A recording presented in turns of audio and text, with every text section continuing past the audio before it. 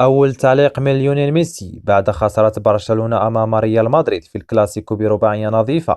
ولكن قبل البداية مشاهدينا الكرام، لا تنسوا الاشتراك في القناة لتتوصلوا بكل جديد وأخبار كرة القدم.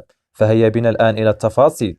انهزم النادي الكتالوني أمام غريمه ريال مدريد داخل ملعب كامب نو برباعية نظيفة، حيث سجل كريم بنزيما هاتريك، والهدف الرابع سجله البرازيلي فينيسيوس جونيور. وانتهى اللقاء بأربعة أهداف لهدف واحد بمجموع مباراة الذهاب والإياب. وعن هذا خرج الأرجنتيني ليونيل ميسي لاعب باريس سان جيرمان الحالي بتصريحات مثيرة عقب خسارة برشلونة في قمة الكلاسيكو برباعية نظيفة، حيث قال: إنني أعلم جيدا مدى شراسة ريال مدريد، لقد لعبت ضدهم في الكثير من المباريات. ريال مدريد نادي قوي جدا ولا يعرف الاستسلام، ويلعب الكرة إلى آخر ثانية في المباراة.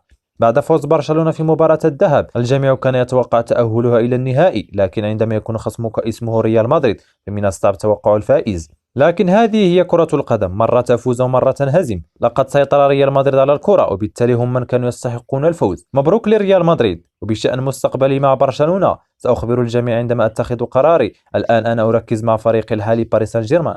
مشاهدينا الأعزاء، شاركونا آراءكم في التعليقات حول تصريح ليونيل ميسي. شكرا على المشاهدة.